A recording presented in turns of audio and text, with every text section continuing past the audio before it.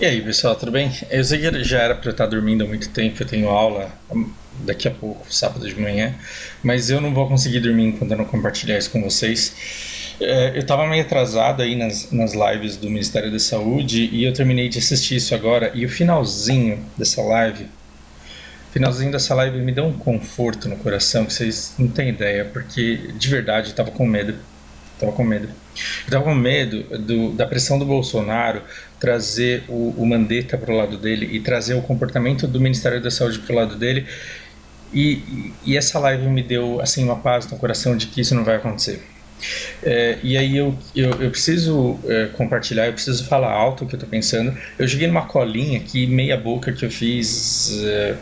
É, e não sei nem como que eu vou expor isso para vocês. Na verdade, eu acho que eu sei, mas mas eu tô falando mais pra mim, mais pra eu escutar do que pra vocês. Gente, isso daqui é a minha opinião, é tirado do mundo de Bob, da cabeça de Fausto.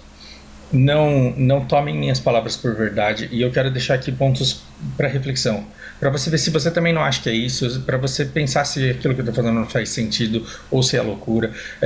E não é porque eu quero que você vote no candidato que eu gosto ou que você odeie o candidato que eu odeio.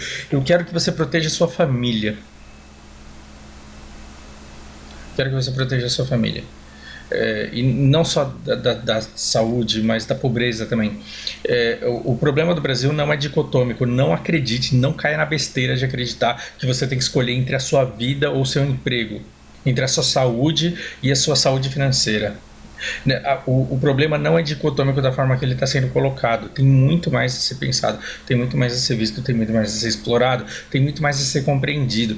A gente precisa sair dessa pandemia sabendo como o vírus funciona, sabendo o que é que te impede de contrair um vírus, sabendo porque o que significa achatar essa curva. A gente tem que sair dessa pandemia sabendo pelo menos isso. E a gente tem que conversar o suficiente para a gente entender cada vez mais, cada vez melhor como funciona o mundo. Eu acho que eu sei que como funciona o mundo, é claro que não. Cada um é limitado pela sua própria perspectiva. Mas quanto mais a gente conversa, quanto mais a gente troca perspectivas, mais a gente amplia aquele pouquinho que a gente consegue enxergar. Tudo bem? Então eu vou tentar dispor da maneira mais breve possível aquilo que eu já venho falando nesse canal há muito tempo. A gente tem um teatro, um teatro onde a gente acha que tem esquerda e acha que tem direita, mas a esquerda se comporta como a direita e as pessoas elas vão adotando nomenclaturas, mas o discurso delas não condiz com as práticas delas. E parece que todo mundo que é colocado lá no poder, ele é colocado pelo patrocínio aí de umas 200 famílias que detêm todo o poder e que manipulam e que compram tudo e que tudo controlam. Então, independente do discurso, se o cara chega com um discurso comunista, socialista, capitalista, se o cara chega com um discurso liberal, no fim todo mundo defende os interesses do mesmo grupo de pessoas nesse país. Assim, há muito tempo as coisas acontecem assim. E esses caras são tão bons que a gente não sabe nem quem eles são. Essas famílias aí, elas são tão ricas e tão poderosas e tão boas naquilo que elas fazem que a gente não sabe nem exatamente quem eles são. Exceto por um nó cego ou outro aí que gosta de aparecer e aparece. Veja, Bolsonaro, ele chegou não com pouco dinheiro, porque foi muito robô fazendo a campanha, muito dinheiro foi investido, e a estratégia dele vem de muito tempo, desde que ele começou a brigar com aquela outra deputada lá, Maria do Rosário da Penha, alguma Maria que ficava tratando com ele. Os dois sempre precisaram do outro, porque eles sempre precisaram do antagonista para que eles mostrassem o quanto eles são fortes. Um era o Thanos do outro, um era o Lex Luthor do outro, porque se não tivesse ele não dava. Então o Bolsonaro ele tinha que ter uma véia louca para ele lutar contra uma véia que queria proteger bandido, que queria soltar bandido na rua, que defendia vagabundo. A outra ela precisava de um cara fascista, machista, opressor, desgraçado. E os dois eles retroalimentaram ali a imagem um do outro e polarizaram um pouco. Tanto que os dois conseguiram muito poder, só que dessas o Bolsonaro ele saiu muito melhor. Por quê? Porque o PT estava na merda. Quem sabe o que aconteceria num cenário de polarização desse? Quem é que ganharia se o PT não tivesse tão queimado? Não sabemos. Mas o Bolsonaro ele foi eleito por causa dessa tática de gestão essa estratégia de gestão aí, que é pela polarização e pelo confrontamento. Ele divide e ataca, e ataca, e ataca. E quando ele não tem inimigos, ele precisa criar. Bolsonaro inventou a China aí uns dias atrás e se lascou. E teve que ficar quieto porque a China se manifestou. Sabe quando você fica naquela sala de aula falando mal de um cara e você tem certeza que você é tão irrelevante, que você é tão pequeno, que esse cara ele nunca vai vir tirar satisfação com você? Pois foi o que aconteceu. O cara veio tirar satisfação. A China veio e falou: o que você está falando? O que ele faz? Não quis ofender e ficou quieto. E aí, assim, quando não tem inimigo de verdade, tem que ter um inimigo imaginário. E assim, tem que ter esse confrontamento. Por quê? Porque aí 1/3 do eleitorado brasileiro é muito fidelizado a isso. E associou a luta do bem, associou o bem ao Bolsonaro. Por quê? Porque o Lula é o mal, porque o PT é o mal, porque o comunismo é o mal. E eu preciso desse cara. Ele pode até ser burro, ele pode até falar demais, ele pode ser até meio atrapalhado, ele pode até fazer umas flexão que é de pescoço, porque ele não tem força. Mas ele é bom, e ele quer o bem do país e eu acredito nele. Então eu defendo aquilo que ele fala. Por ser tão. É por ele ter um público tão aderente às falas dele que ele tem um poder político bastante grande. E para que ele usa esse poder político? Para conseguir as aprovações? Não. Ele consegue a dispersão do foco. A dispersão do foco. Por quê? Porque nós deveríamos estar falando das minúcias, dos detalhes da reforma da Previdência. Mas nós não falamos. Por quê? Porque a gente estava caindo na estratégia dele, que era 4 anos de aprovação de coisas que eram do interesse dele. Com o povo se confrontando por causa das fagulhas que ele soltava ali naquela entrevista matinal. Ele tem o hábito, por hábito, de fazer o caminho dele para o palácio. Ele para lá e fala com a imprensa. E toda manhã é uma barbaridade. E o resto do dia as pessoas ficam brigando, a sociedade fica polarizada, brigando por causa da barbaridade que ele falou. Por quê? Porque ele vai falar a coisa de um tom ambíguo e metade da sociedade vai se sentir extremamente ofendida, extremamente indignada com isso. E aquele povo que associou ele ao bem vai falar: não, você não está entendendo. Para de ser imbecil. É que você não quer o bem. Você não quer que o bem funcione. Você não quer que o mal seja combatido. Na verdade, você é o mal. Se você fala do Bolsonaro, você é o mal. E aí as pessoas, elas se degladeiam. As pessoas se degladiavam, porque agora a crise está tão foda que a estratégia dele foi pro saco e ele está lascado. Perceba. As pessoas, elas ficavam tanto tempo lutando por causa e tacando fogo nas fagulhas que ele soltava, que o que acontecia? As reformas eram aprovadas sem que a população participasse delas. A gente deveria saber cada linha, cada trecho, cada pedacinho da reforma da Previdência. Mas os meios de comunicação não faziam com que isso chegasse a nós e o debate ele não se expandia. Porque ao invés de debater as linhas da reforma da Previdência, a gente ficava debatendo se o Bolsonaro é bom ou não é, se ele é ruim ou não é, quando que ele vai cair ou quando que ele não vai. E se aquilo que ele estava falando faz sentido ou se não faz sentido.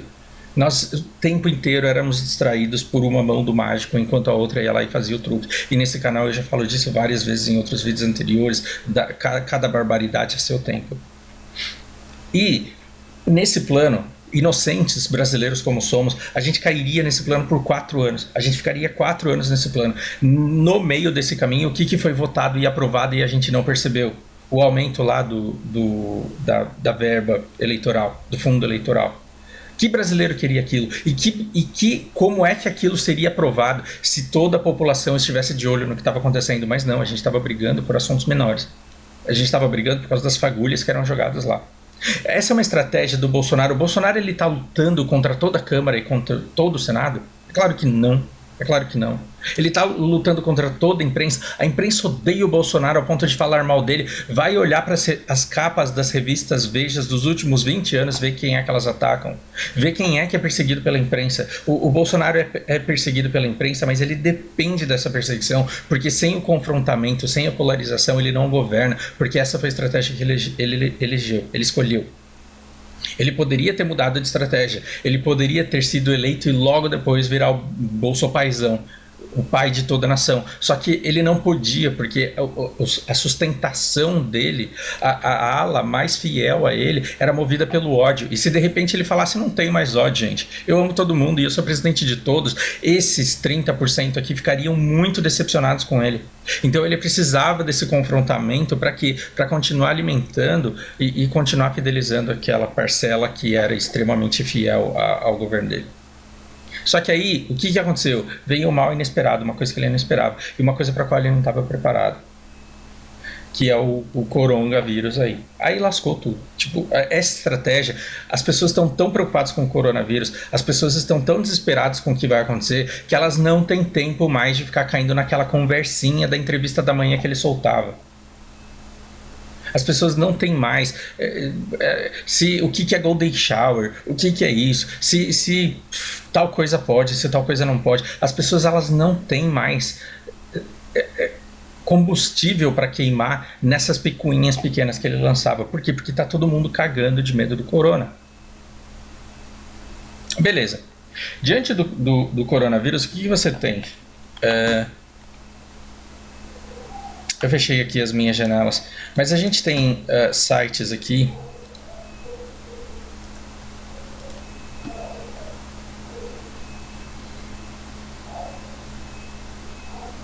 em que você tem, às vezes com um dia de atraso, mostrando como que está a crise no mundo. Você tem a OMS, você tem toda a comunidade científica, você tem todos os governos do mundo admitindo quanto esse problema é real. Você tem os Estados Unidos liderando o mundo aí já com mais de 100 mil casos. E os Estados Unidos está muito pior do que a gente, porque lá eles não têm SUS, lá as pessoas elas não têm atestado. Então assim, você está mal, você vai no hospital, esse atestado não significa que você vai receber pelos dias que você vai ficar fora. Não é todo mundo que tem dinheiro para pagar um bom plano de saúde. E o que acontece? As pessoas elas simplesmente se lascam. E eu quero saber por que o meu char parou de processar aqui.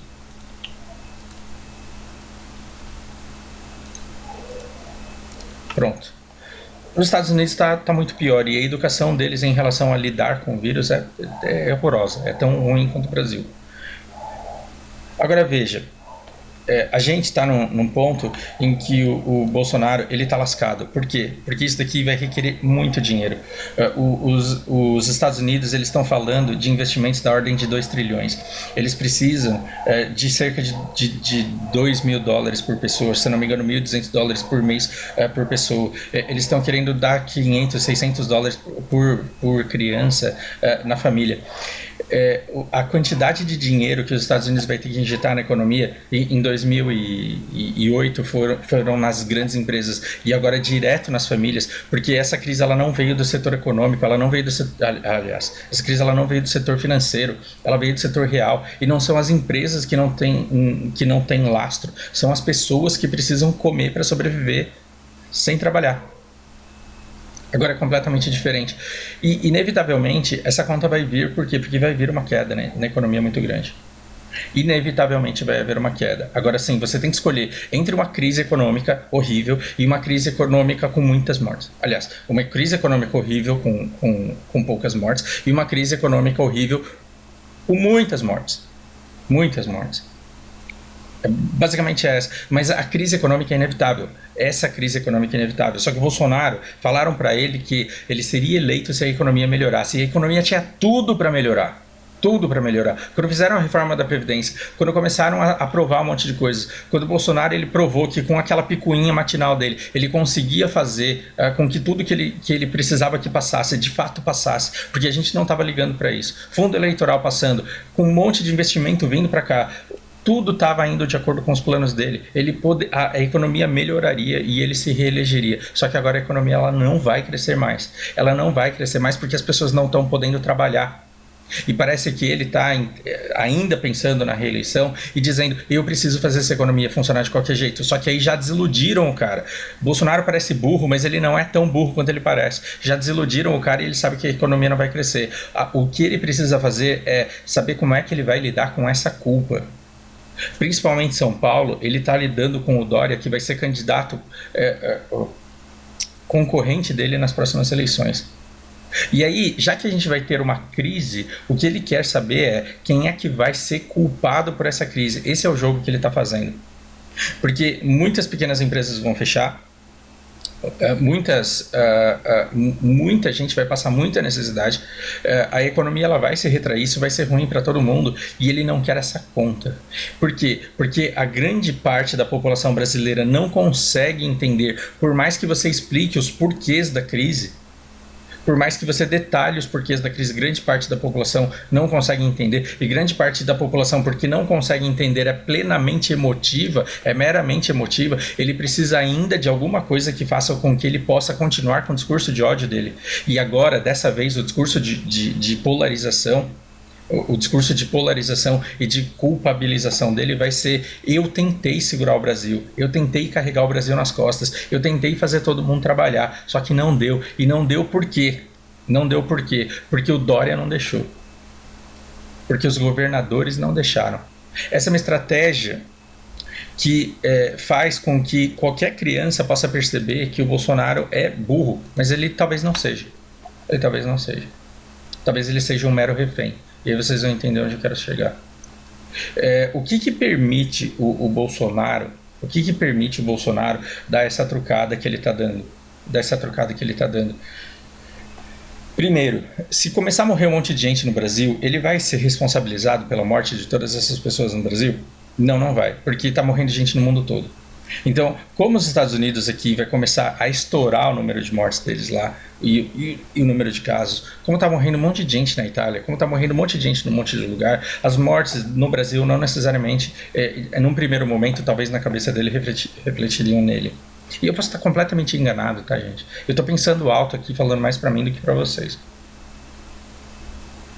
E agora ele precisa se livrar da crise econômica. E a crise econômica vai afetar de diferentes maneiras todos os países do mundo. As mortes, o colapso do sistema de saúde vai acontecer no mundo todo. As crises econômicas não necessariamente vão atingir outros países de forma tão forte quanto vão atingir o Brasil. A retração aqui vai ser enorme. E aí o que ele precisa? Ele precisa poder culpar alguém. Então, desde já, ele está num jogo de... são os estados que não deixam vocês trabalhar. São os estados que não fazem o que eu preciso que eles façam. Porém, o que permite ele trocar dessa forma? Ele está calcado em duas coisas.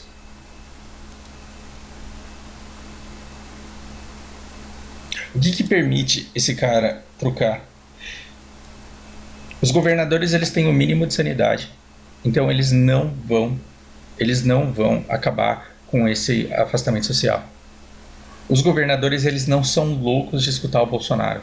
Em momento nenhum, a fala do Bolsonaro foi para que eles escutassem. A fala do Bolsonaro foi para que ele se dissociasse da crise econômica que está por vir.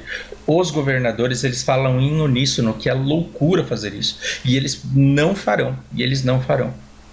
E o Bolsonaro, ele pode fazer isso também porque o governo dele está bem estruturado, com ministérios bem estruturados, e mais uma vez na história do nosso país e na história do mundo, a gente vê a prática completamente dissociada do discurso. Lula ficou aí com um discurso que socialista, populista. Ele ficou com um discurso de eu amo o povo, e quem é que enriqueceu desenfreadamente? Foram as 200 famílias mais ricas, foram os bancos. O lucro dos bancos explodiu, e as famílias, elas ganharam o quê? Subsídios populistas de combustível, de gás, de energia elétrica. Que a hora que acabou o dinheiro e a hora que acabou o subsídio, todo mundo que comprou o caminhão se lascou. Todo mundo que decidiu investir num negócio que exigia muita energia elétrica se lascou. Então perceba, o discurso, ele não é necessariamente associado às práticas. As práticas, elas destoam muito do discurso nos governos aqui do Brasil. E se você olhar o governo do Bolsonaro, você pode bater nele de raiva, você pode xingar o Bolsonaro de raiva, mas o governo dele tá bom. Por quê? Porque você tem o Ministério da Saúde fazendo um trabalho excelente, e você tem o Ministério da Economia se desdobrando da maneira que pode para fazer o que tem que ser feito. Então, quando eu comecei a falar daquele too big to fail, eu não tinha visto ainda essa aprovação que estava por vir, e eles liberaram, parece que 600, 1.200 reais aí por família, para mãe solteira, 1.200, tem até para pequena empresa e para médias empresas aí, excelentes pacotes, taxas de juros muito baixas. Isso mostra que o Ministério da Economia, ele está com medo, mas ele percebeu a gravidade daquilo que ele tem nas mãos. O que permite o Bolsonaro trucar e continuar nessa briga de mentira que ele tem com os governadores, porque ele quer passar para os governadores a culpa da desgraça e da crise econômica que a gente vai enfrentar. Ele só consegue trucar porque por baixo dos panos ele está fazendo bem. O Bolsonaro é inacreditável, só no Brasil dá para acontecer um negócio desse no mundo, porque geralmente os governadores eles falam suave, falam manso, falam romantizadamente, falam de maneira linda e por baixo dos panos eles são desgraçados. O Bolsonaro fala, é o contrário. Bolsonaro é o contrário. Ele é um desgraçado na fala, mas na prática ele está indo bem. Por quê? Porque na prática o governo dele é o Mandetta, na prática o governo dele é o Paulo Guedes. Você pode não gostar do Paulo Guedes, você pode odiar ele, mas que ele está fazendo o que ele pode com os recursos que ele tem, ele está fazendo. Perceba que assim, os japoneses, que eu falei já em um vídeo anterior meu, eu falei, os japoneses eles dizem, Hono baka wa nani mo dekinai, um burro de verdade não consegue nada, você tem que ser muito inteligente para fingir ser burro. E o Bolsonaro, nesse sentido, ele está sendo não brilhante porque as circunstâncias não permitem. Mas ele tá jogando um jogo que não foi ele que pensou, que não é ele que estrutura e que muda de maneira que ainda assim ele possa manter as pessoas que patrocinam a sua campanha no controle e em direção a uma reeleição em 2022. Então, tomara que você tenha entendido alguma coisa do que eu falei e se você não entendeu, a culpa é minha, porque eu tô falando aqui a esmo sem ter me planejado para isso, porque eu tô pensando tudo isso agora. Tô falando da maneira mais honesta possível para vocês, que eu escrevi isso agora pensando agora e eu tô falando enquanto eu penso. Se eu fosse presidente, dadas as circunstâncias, na semana 3 dias atrás, quando ele falou, vamos trabalhar, até uma gripezinha, eu com meu porte atlético aqui, eu vou pegar um resfriadozinho, se eu fosse presidente nessa oportunidade, eu mudaria completamente essa estratégia. Por quê? A gente tem os Estados Unidos, os caras que deram 700 bi para grandes empresas, porque senão a economia colapsaria. Agora eles estão pensando em dar 2 trilhões, e não é 2 trilhões para o empregador, é 2 trilhões para todo mundo. É um cara que tem documento lá, um cara que tem uma... Se você tiver um CPF, você vai ganhar dinheiro agora. Nos Estados Unidos, se você tiver um documento lá, você vai ganhar dinheiro só pelo fato de ser cidadão. Por quê? Porque perceberam que o negócio é tão trágico, ele é tão horroroso, que você vai ter que dar dinheiro para as pessoas, para elas conseguirem fazer esse afastamento social e combater esse vírus. E o Brasil já percebeu isso também. O Brasil percebeu que é inevitável que você dê dinheiro para as famílias, porque senão esse país ele vai implodir. E para evitar que esse país imploda, você tem que dar dinheiro na mão dessas pessoas. Se eu fosse presidente 3 dias atrás, eu me antecipando a esse cenário inevitável, o que eu faria? Meu char parou de processar de novo. Cara, o que está acontecendo? Pensem aí o que eu faria. Estou demorando porque estou fazendo um mistério aqui. Eu repentinamente abriria a mão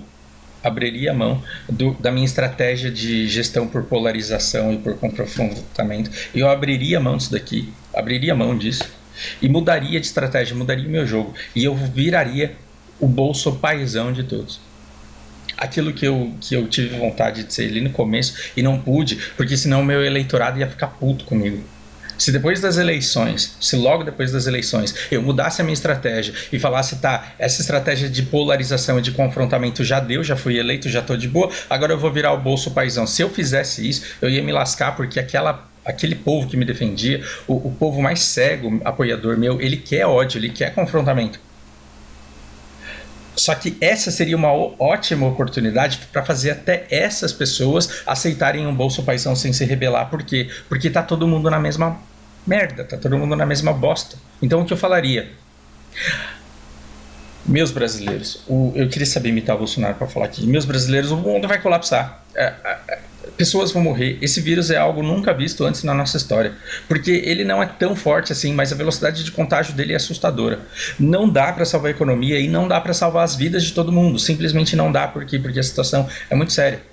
E a gente vai precisar agora se abraçar, e a gente vai precisar se dar força. E eu não vou deixar vocês desamparados. Você, trabalhador, você vai ter que ficar em casa, e eu vou colocar a mão no bolso e vou tirar tudo que eu puder para dar na sua mão. E aí ele anuncia lá, é que a gente é tão pobre, que o que eu tenho para te dar é R$600 por mês. Ou seja, tudo aquilo que tudo aquilo que está sendo pensado pelos ministérios, pelos estados, por todo mundo, pelo mundo inteiro, tudo isso que está sendo pensado, eu puxaria para ganhar mérito nisso tudo. Eu falaria, não, isso daqui é ideia minha, eu quero dinheiro na mão de vocês. Se eu fosse, eu faria isso. Mas eu não sou. E aí a gente tem que ver que o Bolsonaro, ele não tá lá só porque ele é legal, só porque ele faz flexão de pescoço e todo mundo se identifica com ele. Ele tá lá porque ele foi colocado. Qual que é o bordão do canal aqui? Que ideologia gera voto, mas que são interesses que geram políticas. E o Bolsonaro, ele só foi patrocinado, ele só foi colocado, os bots só foram pagos, tudo só foi desenvolvido pelo interesse de alguém. Muitos dos quais não querem aparecer. Um ou outro velho da van que quer aparecer, que quer mostrar o quanto é próspero, o quanto é ativo e o quanto apoia. Alguns pouquíssimos querem aparecer demonstrando apoio, a grande maioria não. E essa grande maioria de mega empresários, de gente muito rica que patrocina a atuação do Bolsonaro e que estava aqui tirando vantagens daquilo que era aprovado enquanto a gente se debatia por aquelas fagulhas que ele soltava de manhã, essas famílias não querem que ele faça isso. E ele, portanto, não vai fazer. Por que eu estou dividindo tudo isso daqui com vocês? Porque é melhor saber que a gente está sendo vítima de um plano arquitetado maquiavelicamente por 200 famílias e que o Bolsonaro é refém disso e que ele ainda luta pela sua reeleição e que ele ainda briga com os governadores dos estados e que ele só faz isso porque ele sabe que os governadores eles não são loucos de meter o louco junto com ele. E ele só faz isso porque ele sabe que o ministério dele está bem estruturado e está trabalhando da melhor forma que pode trabalhar. Então é melhor a gente ainda acreditar que ele tem um pingo de sanidade, tem gente boa, forte e consciente, estudada, estrategista por trás dele, do que simplesmente a gente entrar nesse desespero de que nós estamos completamente desalentados e desgovernados. Você não precisa concordar com uma palavra do que eu estou dizendo, mas talvez isso daqui seja um ponto para reflexão. E talvez você agregue tudo aquilo que eu não sei, e talvez você lembre de outras coisas que você escutou de outras pessoas que eu não ouvi, e consiga compor um cenário um pouco de maior controle. Agora, no fim de tudo isso, eu quero deixar um ponto de esperança para vocês, porque o meu maior medo até ontem, o meu maior pavor até ontem, é que, de repente, Mandetta falasse, tá bom, eu vou seguir o que o Bolsonaro quer. E na live de ontem, que eu assisti hoje, na live de ontem que eu assisti agora de manhã, eu tive a certeza de que a gente pode dormir tranquilo. E eu quero compartilhar com vocês esse trecho aqui da entrevista. O antagonista perguntou para ele: o Ministério da Saúde participou das discussões na formulação da campanha O Brasil Não Pode Parar? Porque tem uma desgraça de um vídeo emotivo falando o Brasil não pode parar. Você, trabalhador, tem que lutar pelo seu direito de trabalhar sem segurança e sem apoio e sem proteção nenhuma e sem amparo nenhum. Você tem que lutar pelo direito de trabalhar agora. Quando o mundo inteiro, quando todos os cientistas, quando a Organização Mundial da Saúde está dizendo que você tem que ficar em casa, tem um vídeo na internet falando assim: o Brasil não pode parar porque eu tenho que ter o direito de trabalhar sem proteção, sem amparo nenhum, sem garantia nenhuma. Nesse momento, o antagonista perguntou: o Ministério da Saúde, ou seja, vocês, Mandetta, vocês, equipe maravilhosa que está fazendo esse trabalho sensacional, vocês participaram das discussões na formulação da campanha O Brasil Não Pode Parar? Qual a avaliação da pasta sobre a mensagem veiculada? Olha que delícia essa resposta. Qual a avaliação da pasta sobre a mensagem veiculada? Vamos lá, pessoal, nós estamos na frente de uma casa que está incendiando. Nós temos alternativas para combater esse incêndio. Tem gente combatendo com extintor, tem gente combatendo com escada, com equipamento mais sofisticado. Todos querem combater esse incêndio. A nossa função nessa história é retirar as pessoas que estão lá dentro, o máximo de pessoas. Infelizmente, nem todas vão conseguir sair de lá, mas nós vamos tentar tirar todas. Agora, vocês não fiquem esperando que o Ministério da Saúde vai jogar um palito de fósforo, vai colocar oxigênio, vai abanar para aumentar esse fogo. Nós queremos tirar as pessoas de dentro dessa casa. Nos ajudem com isso. Não tentem forçar o Ministério da Saúde a incendiar uma coisa que já está na nossa frente. Obrigado.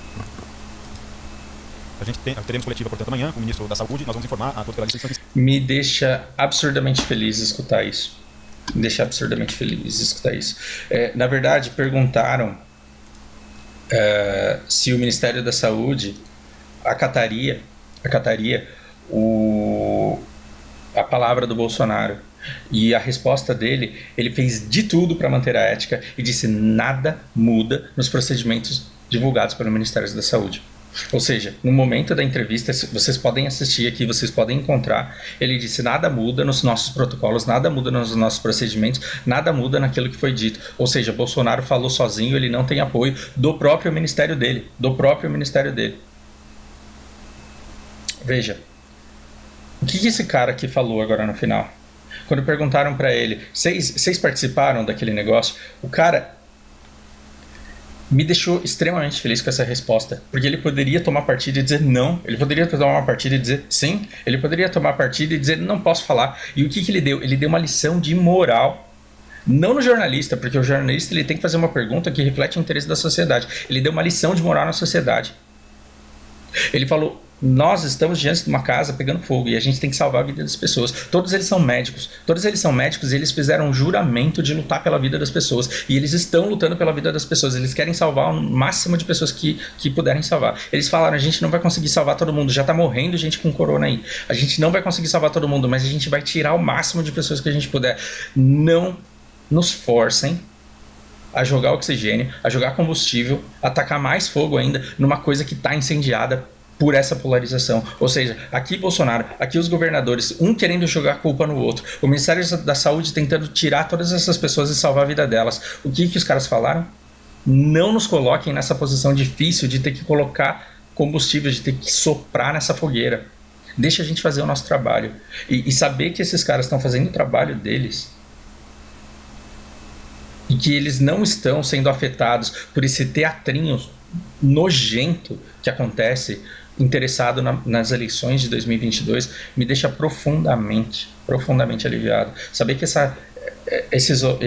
esse afastamento social está funcionando e que medidas para te dar dinheiro, para dar dinheiro na sua mão, para que você fique na sua casa e achate essa curva, para você sobreviver até achatar essa curva, para você então voltar para o seu trabalho, saber que essas coisas estão acontecendo e que muito provavelmente a gente vai sobreviver da melhor maneira possível, está deixando o meu coração muito mais tranquilo, muito mais em paz. Eu espero que um pouco dessa paz que eu tô sentindo indignação, com certeza. Eu tô puto, dá vontade de socar um monte de gente, claro que dá. Dá vontade de exterminar, espoliar essas 200 famílias, dá.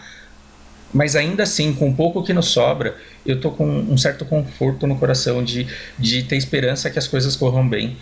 E eu quero compartilhar esse sentimento gostoso de paz com vocês. Não precisa concordar com nada que eu disse, mas assista a todas essas lives e estude bastante o que está acontecendo ao redor do mundo para depois você me contestar com argumentos aqui embaixo. Grande abraço.